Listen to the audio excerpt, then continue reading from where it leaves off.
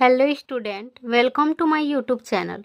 आज हम डिस्कस करने वाले हैं सेल सिग्नलिंग टॉपिक में जो न्यूक्लियर रिसेप्टर होता है वो कैसे होता है, उसका लोकेशन क्या है, फंक्शन क्या है।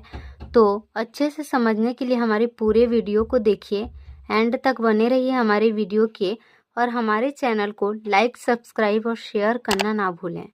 ठीक है, तो चलिए हम वीडियो को स्टार्ट करते हैं कि सेल सिग्नलिंग कैसे होता है और उसी में न्यूक्लियर रिसेप्टर क्या होता है।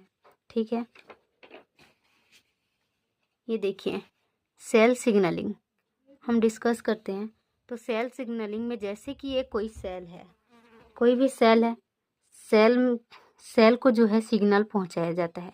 किसके द्वारा? सिग्नल मॉलिक्यूल के द्वारा। ठीक है, ये सेल में ये जो है साइटोसोल, फिर जो बीच वाला भाग में पाया गया है न्यूक्लियस, और जो ये बाहर का जो लेयर है ये है प्लाज्मा मेम्ब्रेन।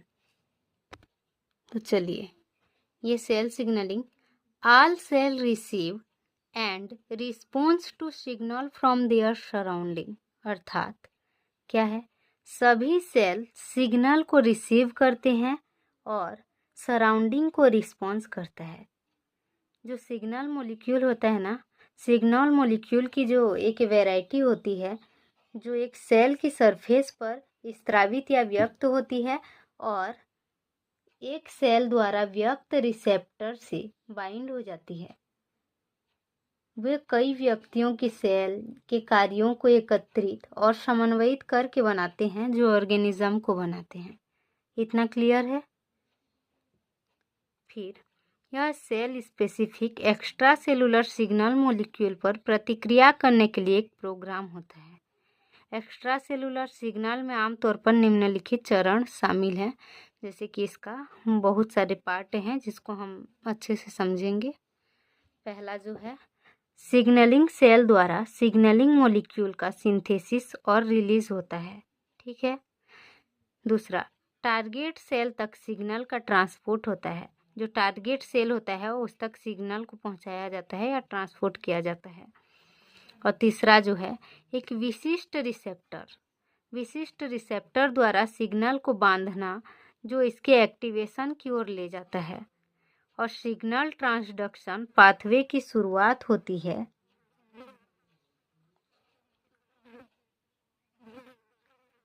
फिर देखते हैं, इसको जो होता है 3 कैटेगरी में बांटा गया है। सिग्नल मॉलिक्यूल को 3 कैटेगरी में बांटा गया है। पहला क्या है? एंडोक्राइन है, और दूसरा जो है पैराक्राइन, और तीसरा ऑटोक्राइन। तो जो ये पैराक्राइन होता है ये नाइवर या नीवर बाई सेल में खूब कार्य करता है, और जो ऑटोक्राइन होता है ये स्वयं से सीक्रेट होकर स्वयं का ही कार्य करता है। ठीक है, इतना क्लियर है? अब हम इसमें हार्मोन्स की बात करते हैं। तो कितने टाइप के हार्मोन्स होते हैं इसको देखा जाता है सेल सिग्नलिंग में। ये जो है, पहला जो है पेप्टाइड नेचर का हार्मोन्स, दूसरा स्टेरॉइड नेचर का हार्मोन्स, तीसरा एमिन्स नेचर का हार्मोन्स, और चौथा कैटाकोलामिन नेचर का हार्मोन्स। ये जो होते हैं सेल सरफेस रिसेप्टर या प्लाज्मा मेम्ब्रेन रिसेप्टर या GPCR अर्थात जी प्रोटीन कपल्ड रिसेप्टर आदि में पाए जाते हैं। ठीक है, GPCR, जी प्रोटीन कपल्ड रिसेप्टर। देखते हैं पहला जो पेप्टाइड नेचर का हार्मोन्स है ये कैसे होता है, इसका एग्जाम्पल क्या है। ये पहला जो है पेप्टाइड नेचर का हार्मोन्स सेल सरफेस रिसेप्टर, इसमें पाया जाता है। ठीक है, एग्जाम्पल देखिए, इंसुलिन, ग्लूकेजन और सोमेटोस्टेटिन। और दूसरा स्टेरॉइड नेचर का हार्मोन्स, ये किस में पाया जाता है? साइटोसोलिक रिसेप्टर में। ठीक, इसका एग्जाम्पल देखिए, टेस्टोस्टेरॉन और एस्ट्रोजन। ठीक है। तीसरा एमिन्स नेचर का हार्मोन्स, ये न्यूक्लियस रिसेप्टर में पाया जाता है। एग्जाम्पल T3 और T4, टेट्राआइडोथायरोनिन और ट्राईआइडोथायरोनिन। और चौथा कैटाकोलामिन नेचर का हार्मोन्स जो कि प्लाज्मा मेम्ब्रेन या सेल सरफेस दोनों रिसेप्टर में पाया जाता है। For example epinephrine. ठीक है, अब हम बात करते हैं न्यूक्लियर रिसेप्टर के बारे में। न्यूक्लियर रिसेप्टर कैसे होता है, क्या होता है, देखते हैं हम।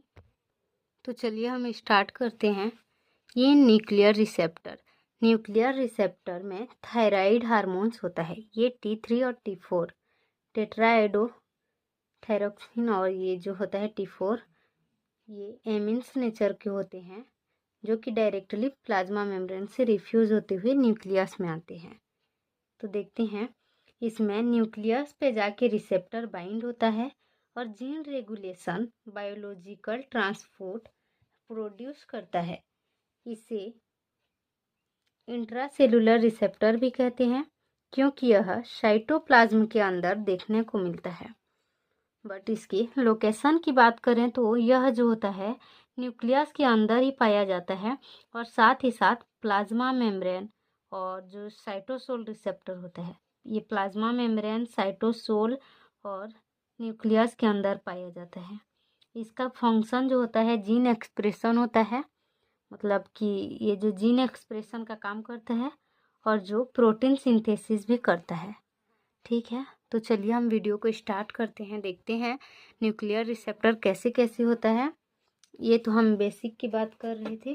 फिर इसमें जो थायराइड हार्मोन्स होता है T3 और T4 जो कि एक एमिन्स नेचर का एमिनो एसिड होता है, ये डायरेक्टली प्लाज्मा मेम्ब्रेन से रिफ्यूज होता हुआ न्यूक्लियस में आ जाता है। ये देखो, प्लाज्मा मेम्ब्रेन से रिफ्यूज होता हुआ न्यूक्लियस में आ जाता है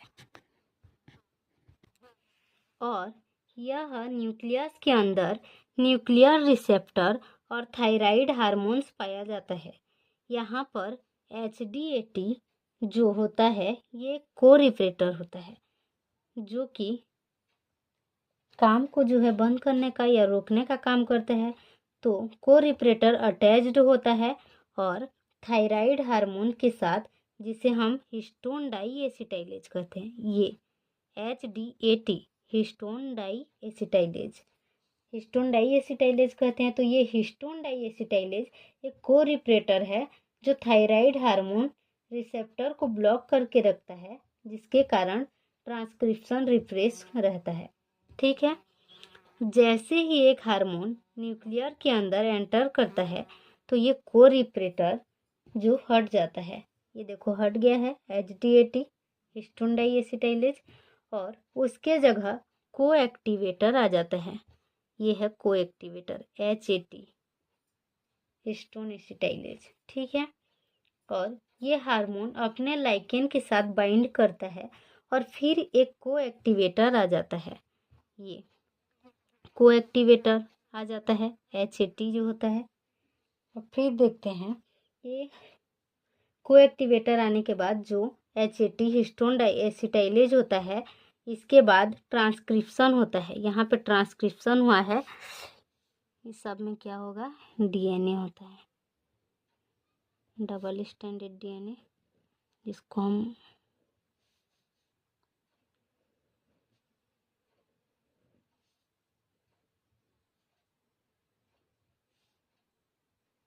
सब में हो गई ये।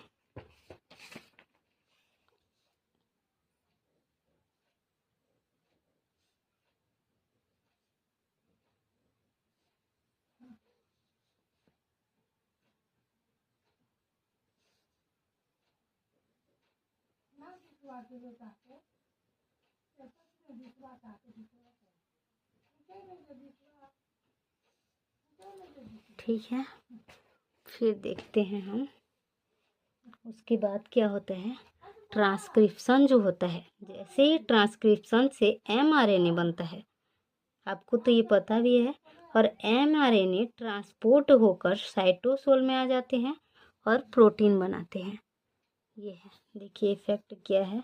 अब हम जो होता है इसका सबको देख लेते हैं लास्ट में कि क्या क्या होता है, नोट्स जैसे भी बन जाएगा। ये आप देख सकते हैं T3 T4 टेट्राआइडोथायरोनिन T4 को और ट्राईआइडोथायरोनिन T3 को। ठीक है, और HDAT जो होता है histone deacetylase, HRE hormones response element और HAT हिस्टोन एसिटाइलेज। तो स्टूडेंट, इतना क्लियर होने के बाद आप मुझे कमेंट करके बताइएंगे कि न्यूक्लियर रिसेप्टर जो है किस नेचर का होता है। ठीक है, तो thank you all of you. आगे की वीडियो में हम कल डिस्कसिंग करेंगे।